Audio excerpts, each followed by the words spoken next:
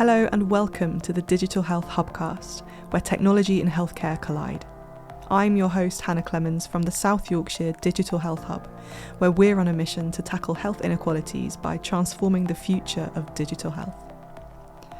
Digital innovation is at the heart of the future of healthcare, and on this podcast I sit down with leading experts and innovators from across the digital health landscape to discuss the biggest opportunities, toughest challenges, and how we can innovate in this space to create a healthier and more connected future. In today's episode, we're diving into the heart of human-centred design with two brilliant guests, Amy Swan and Sarah Cox. Amy is the co-founder and creative director of Active Families North East, where she designs and delivers programmes that make movement accessible, inclusive and empowering for all ages. Sarah is Innovation Challenge Lead with UMI, where she designs and leads innovation missions programmes that tackle net zero priorities.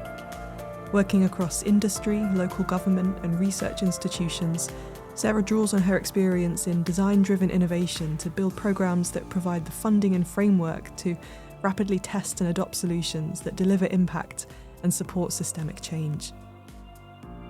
Together, they share the story of how an idea born from personal experience and rooted in community has evolved into an award-winning innovation venture that aims to prevent falls and promote independence. Oh, so welcome, Sarah and Amy. It's really, really great to see you both. How are you both doing today? Doing really well. Good, yeah. Oh, good. Excellent. I'd love to start by just saying a little bit more about yourselves. Why don't you introduce yourselves? So, hi, my name is Amy Swan and I'm the co-founder and creative director of a KIC based in the North East called Active Families North East, and also one of the directors of We Are Active Souls.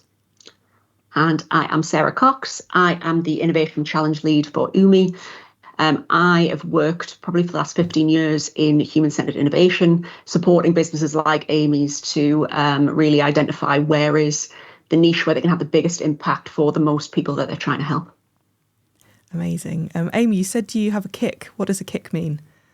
So KIC is a community interest company. So Active Families North East was set up over 7.5-8 years ago with a community focus. So it is not for profit. So we consider the impact that we can make to the community, and we support people to make them as active or to support them to be as active as possible. We tackle a lot of long-term health conditions, but we work with the full community. Predominantly in the North East, we work with over 500 people a week, and we support people to help them on their health and wellbeing journey. That's amazing. Where did that come from? So it started, myself and Kelly are the two co-founders of Active Families North East, and it was just the main aim was to make activity as accessible and available to as many different people as possible. So tackling health inequalities, supporting people who are isolated, and that could be, older people, it could be parents who've got young children, or it could just be making holiday provision or school activities available to as many different children as possible. Oh, wow, that's brilliant. It sounds like really rewarding work. Yeah, it is. It's a fantastic thing to, and we're going to come on to talk about human-centred design, but just to be able to support people and to think about what activity or just creating community means to people. The idea of bringing people together. Yes, we're a predominantly health and wellbeing organisation, but what actually that means to people to be able to come along and to communicate with people or to just exercise with people, but just to have that social network in place. And I suppose that really speaks to what we're here today to talk about is putting people at the centre of any innovation or service or product. So I wonder if we can start then, perhaps Sarah, you can chime in on this, around how we might define human-centred design or human-centred innovation. So human-centred innovation really kind of, I imagine many people listening would kind of guess it from the title if you're unfamiliar with it. It's about making something of value, but putting the person affected at the centre of it and really empowering them to shape the process of what's being developed. So it's kind of starting with the individual. We often, sometimes in innovation, we start with technology, we start with kind of, technical expertise. But really, if you're going to be successful and deliver impact, particularly in relation to really complex problems, improving health outcomes, there are so many different factors that impact someone's quality of life. And it's increasingly important that, in health, we are able to do that well. We're seeing one of the kind of key things coming out, and kind of like, the UK government's mission, making the NHS fit for the future. One of its key factors is more people are living longer, but unfortunately are not having good quality of life or independence in those later years. So if you're going to make something that's going to work for people, you need to start with them. You need to not just focus on them, but their families, their communities, any support systems that they may or may not have.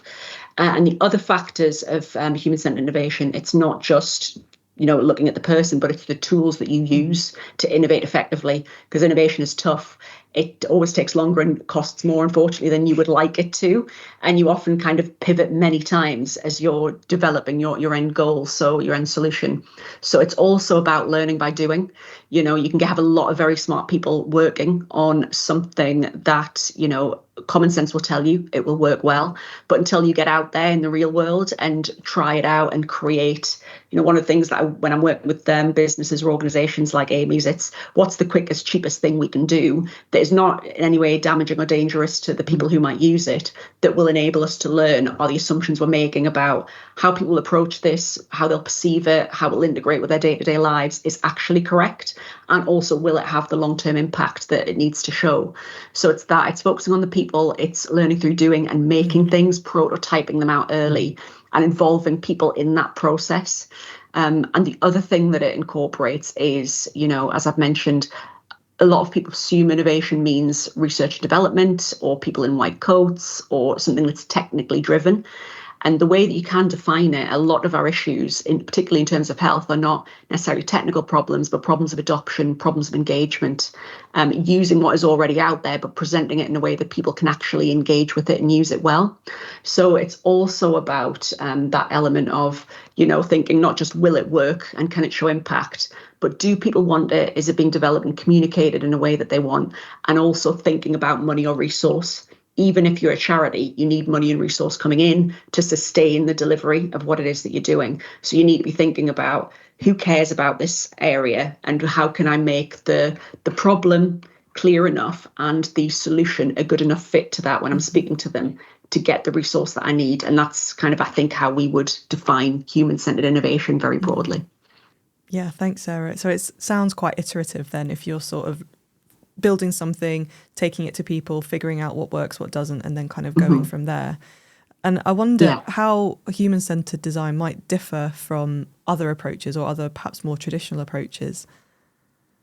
So what got me, and I actually came from sort of a traditional business background, working in kind of SMEs and, learning in business school. And what really got me excited about this is that I felt like a lot of my education, so in some ways, although I did well at school, I stuck in at school, as people would say, and did all right for myself that way. But the traditional kind of educational system didn't really, I felt, at least at the time, prepare me for that iterative way of working that I found to be really impactful. So I was kind of stumbling onto a human-centered innovation that enabled me to see how you could work more collaboratively, how you wouldn't necessarily need to have all of the answers yourself, because sometimes, a lot of innovators are very smart people, they're can-do people, they want to make change. But if you're tackling a complex problem, you need way more than just your insight involved in solving it. And the main way I would say that it differs from maybe traditional approaches, or I think a lot of people want to use more human-centered approaches, but the reality is that it takes skill and it takes a bit of time. If you think about, I always like kind of using the example of you've got to go very broad before you can narrow back down. For the sort of innovation nerds who are listening, like I really like the UK Design Council's Double Diamond model. If anyone is unfamiliar and wants to Google that, really just kind of highlighting that, if you imagine a diamond, you've got to, the more complex the problem you're trying to solve, the more broad you need to go in the perspectives you're engaging with before you narrow down on what the problem actually is. Because if you don't go broad to begin with, you're blinkering yourself to the range of perspectives that you might need to involve, and making a lot of assumptions that you might waste a lot of time on unknowingly, because common sense dictates that they might work, but in reality it doesn't work out that way. And the main way I'd kind of highlighted as being different is from a lot of traditional business or organizational approaches, where you have quite smart people who analyze a problem. They kind of think of, well, this is how the problem's defined, and these are the range of solutions, and we are going to analyze what the best solution is in response to that problem.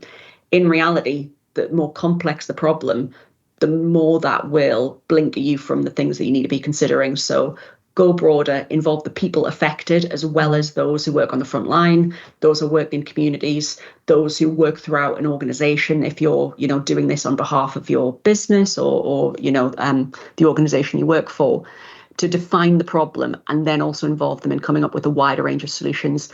And as you mentioned there, Hannah, like that iterative approach means that you can test things out really quickly to learn what about the solutions work and don't, and mix and match them together, amalgamate them to make something stronger. So you're not shooting very quickly in a particular direction, but actually, as we know, all innovators have to pivot multiple times and zigzag on their journey. No one ends up exactly where they thought they were going to be. So you want to build that into your process and not try and move fast.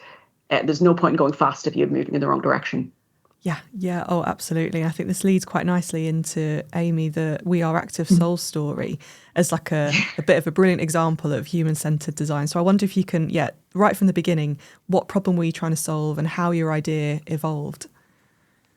Yeah, so We Are Active Souls is, I guess, a little bit of a spin-off from Active Families North East. I guess we always think that we are definitely, we always have crazy ideas. That's something that myself and Kelly, the other co-founder, we joke about it. We always think, oh no, we've got another crazy idea. And the idea behind We Are Active Souls was one of those crazy ideas that we kind of had in our heads. We parked, we came back to, and we're like, no, we can't do this. We can't.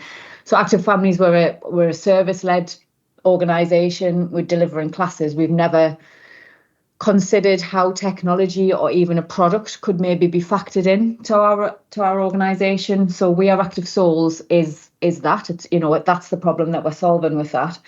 So we initially had an idea of, could we design footwear that would support people who were at risk of falling, so it would tackle that problem if people were living by themselves. The main idea being that Kelly was brought up by her grandparents when she was a child. Her grandmother passed away, so leaving her grandfather alone, and she didn't live nearby. So the idea of knowing how safe he was without actually being nearby, that gave Kelly peace of mind, to know that if he did have a fall or if he wasn't mobile, she would get an alert.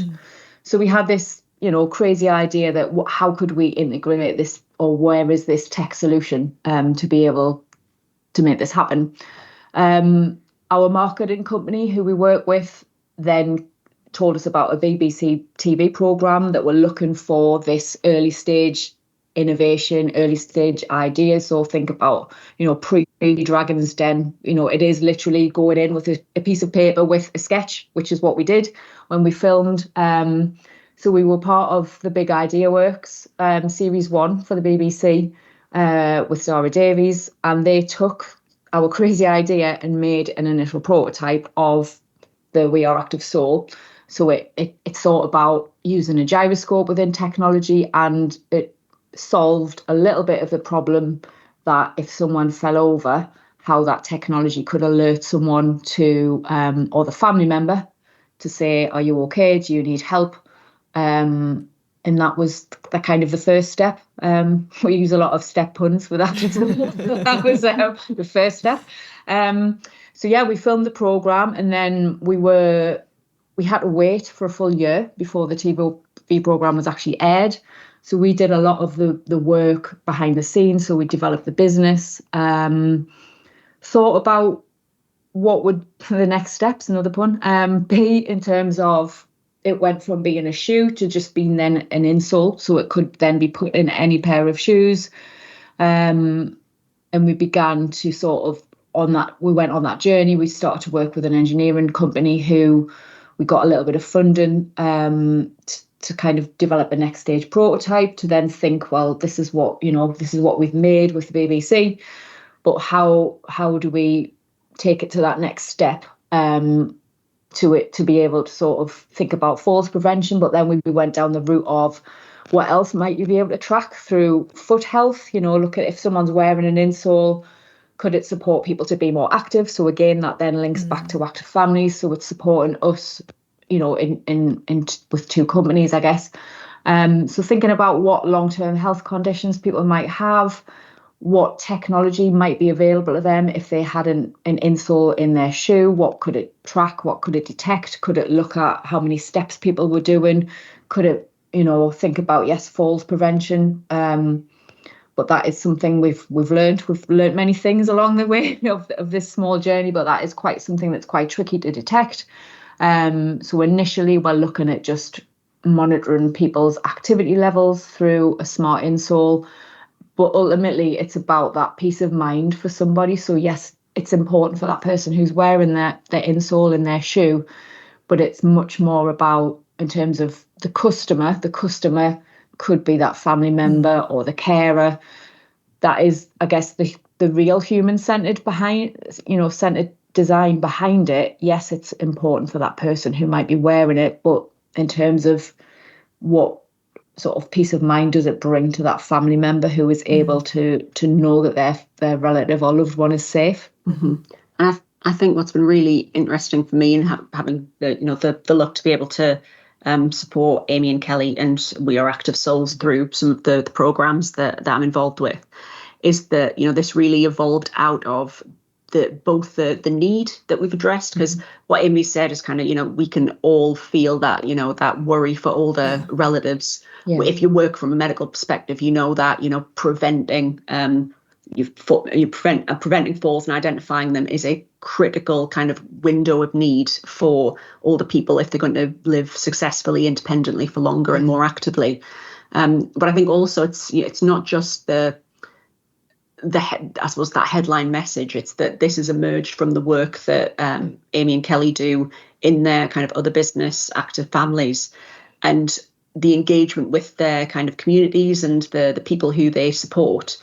They've been able to kind of quite quickly and iteratively define, not just what does it need to do technically, but what are the things that'll get you excited about it? What are the things that might make you feel empowered rather than another medical device that's observing you and reporting back on you? What is actually going to encourage you to be more active, to reduce that risk of falls in the first place?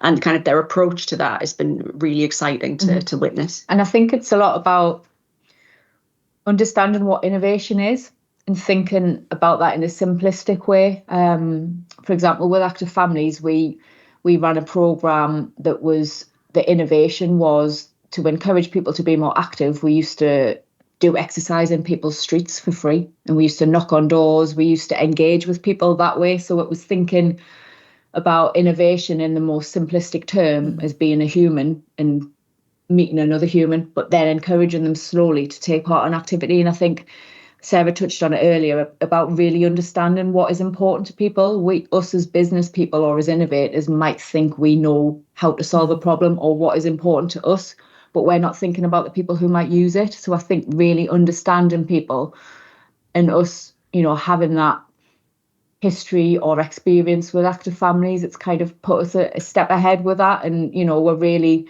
fortunate that we can develop our product with those people in mind. And also we've got kind of people who are there ready to test it or try it, but even tell us what, very openly, which a lot of our users, they're very sort of to say, yes, it's good, or no, it's really bad. They don't hold back with their opinions, which is good. That's what that's what you need. But it is about really, in terms of simplistic innovation, is to understand what is important to people. Yeah, and I suppose, working for so long with Active Families gave you that foundation of, you know those people, their families, how they operate, and having that ready-made community of people to be brutal about your design and tell you exactly what works and what doesn't. It's an amazing opportunity. I wonder if you can expand a little bit more about how those people were involved in the design and the evolution. I think it's about, you have those people in your heart, I guess, a lot of the time, but you've got that understanding of what does matter to them. And yes, there's a difference then, because we are developing a product, so we do have to bear in mind costs, or what it might be made from. But I think from a simplistic and early stage point of view, the amount of research that we've undertaken, we've got those research groups already there. We've got their opinions. Yes, they're very positive about it, and it's a positive thing because they understand the difference that we're trying to make. But they are very much within our radar all of the time, that we know.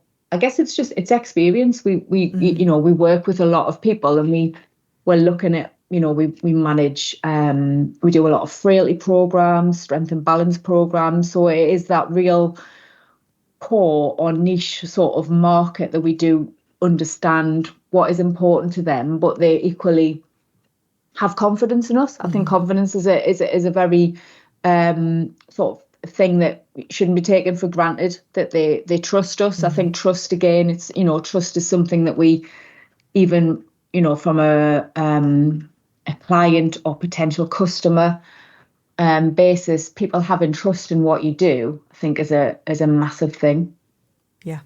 Yeah. And that's something that takes time to build, isn't it? Yeah. So I think, 7-8 years in, there is a lot of trust there, and there's a lot of experience in knowing. I guess we don't know what is going to work in terms of a product, but we understand a lot about solving those problems and what really does matter to people.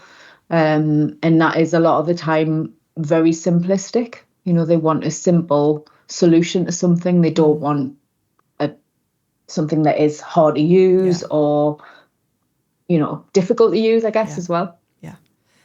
And where are you at the moment? What's happening now? So we are currently looking at raising finance to develop a prototype to take to the next level. We've done a lot of work on research. We've worked with Sarah and the team quite a lot. We've worked with UKRI. We've been part of the Ignite Lab program, and I guess we're at a point where we're using the support of as many different people as we can to help us with the development phase. And I think a lot of people have said to us to take the time with that, because we're never going to get that time back once we do have, products or more products to test. So we're looking to get the next stage of prototype so we've got something that we can actually test with people. Like I say, we've got many people who we can actually test our product on. I think something that we need to focus on more is to understand the benefit of data and the impact that the data can have, or what use that data might have. So the data, yes, is useful to us and it's useful to individuals, but from a much bigger perspective is to understand how we could link in with universities, with other academic groups or cohorts to really sort of understand the benefit of the data, and to also think about AI in terms of what is available, in terms of how we can use data that's already available to think about enhancing the product that we are trying to develop as well. So we're very much still developing the product, and obviously because we're running another organisation at the same time, we kind of we're focusing on two different companies. But yeah, funding dependent, we will keep developing the product and think about how we can get it to market. Amazing. And I think if I can just kind of highlight, it's been really great to work with both Amy and Kelly, and it's one of the tough things for innovators is kind of navigating that ecosystem of support. There can actually be a lot of support out there, but the landscape shifts quite a lot, and actually knowing where to go and who to speak to, particularly in kind of like, when you're developing something like this that could have, potentially global reach, it's tough to narrow it down. So it's been great to work with We Are Active Souls through both the Innovate UK Launchpad program that we run, but also through North Future's Digital Health Hub operating across the Northeast and North Cumbria. That's a group of 6 regional universities that interestingly, and it's kind of led, that's what sparked us to be invited on the podcast today, is the human-centered approach that naturally underpins the work of North Futures, kind of trying to be that connective hub between a lot of other support systems to really bring the benefits of those universities and their assets and their understanding of data, for example, but other skills and resources they have to better plug them into the ecosystem and make those accessible and usable to a wider range of innovators, whether they're coming from community groups and voluntary sector organizations, as well as startups and scale-ups and established organizations. So that would be another kind of, I think, piece of advice for any innovators is wherever you're based, there will be people who can help you, and it might seem a little tough at times to engage with them. But I think definitely the North Futures project has been a great one in order to build a bit more clarity and joined up working between the different programs and assets that we have within the region. And it's been great to be able to support Amy through that. Yeah. It's nice to hear a shout out to our sister hub up in the north. Leading on from that, Sarah, I wonder, in your experience, if there are any kind of common themes or commonalities between those innovations or indeed those people that are innovating that makes them successful. It's tough. I always like to say, some of the most successful innovators, I think, are similar to Amy and Kelly in that they are able to match both. I think I really like the way you said it, Amy. It was you've got to have those people in your heart. You've got to really care about the problem you're trying to solve. The difficulty for innovators like that is that often they're not necessarily coming in because they're bankrolled by, an investor, or even necessarily that they're a, successful multiple time entrepreneur who's made their money in scaling, large impact, profitable businesses and getting their network and investment from there. They see a problem on the ground. They're either directly affected by it, or the people they love are affected by it, or through their work or their life.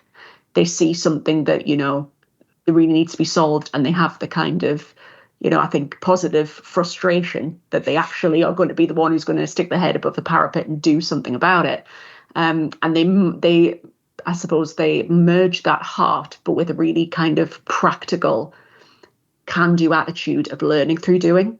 Some of the businesses that I've worked a lot with, have a lot of sometimes barriers in place to actually innovating. Their carers, they might have, be caring for those with disabilities or have disabilities themselves. They are personally affected by the issues they're trying to face, which naturally puts barriers in place to them focusing as much as maybe they would like on the business, or having the resources to pull in to focus on it. But they're very savvy about engaging with the wider network. Innovators who are successful, they're not just inventing something new. They are looking out, in the typical entrepreneurial mold, they're looking out at the network. They're saying, who else cares about this? Who else is tasked with doing something about this? How can I engage with them and be really succinct in, this is the problem that needs to be solved? And then building relationships and building that trust, as Amy was saying, that, here is the problem that you need to address. This is why it's relevant to you. This is what we could do in response. Can you give us this support, whether it's investment, whether it's partnership, whether it's access to data, whether it's access to end users, whatever it is that they need in order to take the next step, so that they're not just a passionate person with a great idea, but they're actually able to translate that idea into something that is credible. And people can initially at least see the value of it, even if it's not real yet. They think you are credible. The idea, your definition of the problem and your definition of what it is you can do to deliver seems reasonable and realistic and exciting often to kind of the people who can help. And a lot of people who you knock on the door of and try and engage, they're busy. They've got a million things to do. They might not take the risk on you, but you can find those like-minded individuals in key positions who hold funds, who hold access to test beds, who have resources or staff time or data analysts, or, whatever it is that you might need to get to the next stage of development. That's the differentiator for the innovators who are successful. The innovators who are less successful, I think, probably take a less human-centered approach and a less iterative approach, in that they stay in the areas that they're comfortable, whether that's technical. They're really good at this technical aspect, and they've got a great vision for what their business is going to be. But taking those difficult steps where that faces reality and naturally needs to shift is maybe a bit harder for them.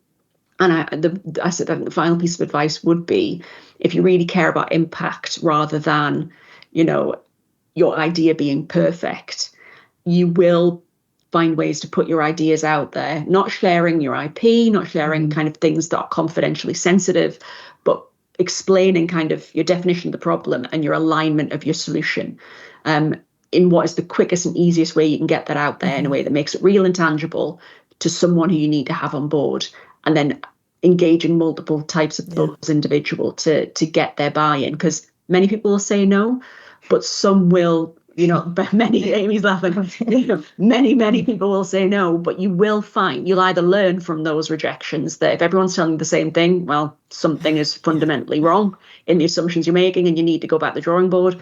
Or alternatively, there might be some interest in some individuals, and either you can tweak it a bit to address their needs. I would always say never go just off one person's telling you, but if you're hearing multiple things from similar people, that is kind of that beginning of that data collection that informs you that you're on the right path, the wrong path. And really try and build those trusting relationships with those key advocates and champions in the network, whether it might be in the NHS, it might be in the care system, it might be in communities, it might be kind of investors or business support organizations that can get you in touch with, highlighting funds that you might not be aware of, for example. Find those key stakeholders that care about pushing things forward and build relationships with them, and be ready to be, I suppose, humbled by the fact that most people aren't going to buy into what you're selling in the beginning, and actually some of your assumptions might be wrong and that you need to tweak those as you go.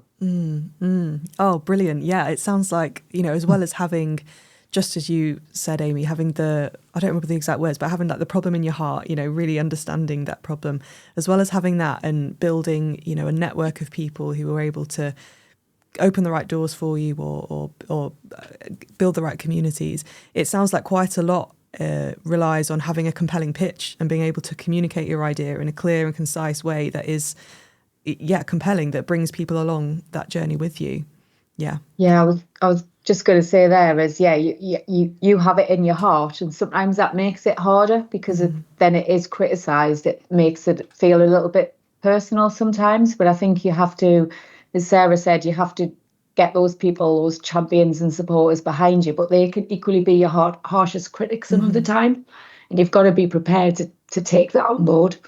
I think a lot of the time you've got to be prepared and be resilient and build up that resilient layer, because it is harsh. And you're champion what you believe in, which is great, but it only takes one person to kind of feel as if you're taking a massive step back, and it could just be that something that is glaringly obvious but you'd never spotted before. But you've got to learn to be robust and understand that there are I think the people who really truly do support you can be the harshest people some of the time, and I think that is done with a reason.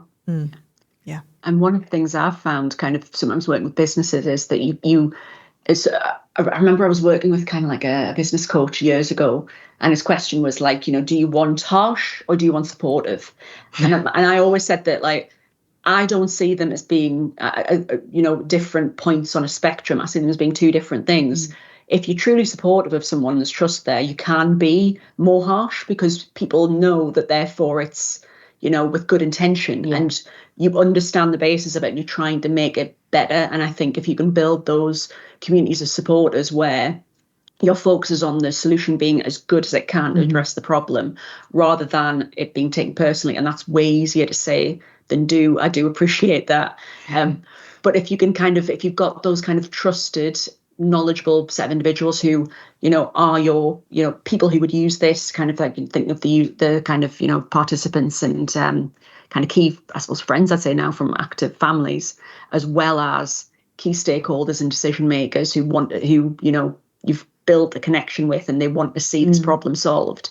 Rolling up your sleeves and focusing on, are we defining the problem right? Do we understand it? Do we understand the blockers? Are we developing a solution that adequately addresses those, gets you further faster? Yeah, absolutely. Yeah. Amy, I wonder if there's anything you wish you'd known at the start of this innovation journey? Many things. I think, especially coming from active families and being a service provider, moving into product, how long it takes. We are very much, we'd like it done yesterday, and we move quite fast. We're in a position where a lot of the time, if we're talking about developing a new exercise program, that can happen quite quick. It's often in our hands to think, right, we've got instructors, we've got a team, we know where we want the class to take place. We can quickly make it happen. With product development, it's very much a different story, which we've learned. So it is more, you're talking about years rather than something happening in weeks or months. And that's something that Kelly and I have learned and struggle to understand, I guess, at first. We were, very much, why does it take so long? And I think, someone said to us recently about this, that we were at a networking event, and she said, it's great to be able to support you. And she said, you're like our tribe. And I think it's about finding your tribe. So whatever that means to you in terms of people who will support you, people who will criticize you, is find out who those people are who are going to be able to support and push you the most. I think it is very much about that team that you can surround yourself. So it could be, people who advise you, people who are supporting product development, people who are helping research. It is about building that tribe and building that group of people who are going to be there to sort of help you through a bad day, but also equally support everything that you do. Yeah. Oh, absolutely. If I could distill that down, then it sounds like it's patience, resilience, trust, and finding your tribe. They're the key components. Yeah. Oh, amazing. It's been such a delight to speak to the both of you about human-centered design. Where can people find out more about you and the work that you're doing? So we are Active Souls. We have all of our socials. So if you search We Are Active Souls on Facebook, Instagram, and YouTube, you will find us there. There's also our website, which is www.weareactivesouls.co.uk. And then obviously we have Active Families North East. And again, we're on all of the socials, and you can find us there. And for myself, if you go to our website, it is supernetwork.org.uk. You can see all the programs that my organisation delivers there and engage with us. Or alternatively, if you want to speak to me directly, I can signpost you to any of the support that's currently available. Just search for Sarah Cox Innovation on LinkedIn. Amazing. Great. Yeah, I'll pop some of the links that you've described there in the show notes as well. Well, thanks so much for your time, both of you. It's been such a treat to speak to you. Thank you so much. Thank you. Huge thanks to Amy and Sarah for sharing their story on how they're using human-centered design to tackle real-world challenges. We heard how We Are Active Souls grew from a crazy idea into a smart insole that offers peace of mind to carers and families. Sarah shared nuggets of wisdom on the principles of human-centered design and how the process of testing, iterating and reiterating must be informed by the people you're designing for. Amy reminded us that innovation can begin anywhere, and in this instance, from heartfelt concern for a loved one. And if there's one key takeaway, it's that successful innovation is built on trust, resilience, and a deep understanding of the people you're trying to help. Thanks so much for listening. Be sure to check out the notes for links to Amy and Sarah's work, and if you enjoyed the episode, don't forget to subscribe, share, or leave us a review. Take care, and I'll see you next time.